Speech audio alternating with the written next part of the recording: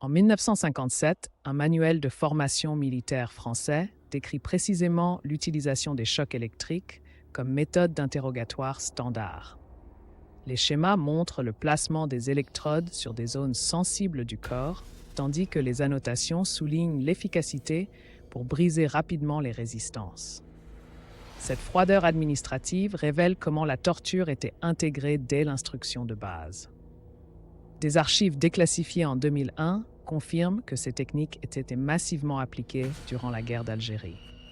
Le document NUR 45-68, signé par le général Ossares, ordonne explicitement l'emploi systématique des stimuli électriques pour tout suspect.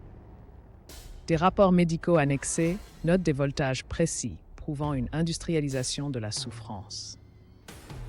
Le témoignage du sergent Durand en 1964 est glaçant. Nous avions des sessions hebdomadaires. On apprenait à ajuster l'intensité pour éviter les marques permanentes. Des photos clandestines montrent des salles équipées de générateurs fixes, prouvant que ces actes ne nécessitaient même plus d'autorisation spéciale. La torture était devenue une compétence professionnelle comme une autre.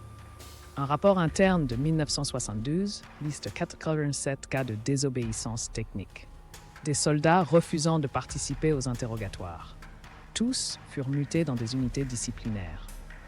Le sociologue Marc Ferraud explique: l'armée avait créé un système où dénoncer équivalait à trahir. Les bourreaux étaient aussi des prisonniers de cette machine. En 2018, le général Morin reconnaissait devant l'ONU que certaines pratiques dépassaient les cadres légaux. Pourtant, aucun responsable ne fut jugé. Aujourd'hui, des survivants algériens comme Fatima Belkacem retrouvent ces mêmes techniques documentées dans des conflits modernes. Le manuel de 1957, numérisé par des historiens, sert désormais de preuve contre l'impunité des crimes systématiques.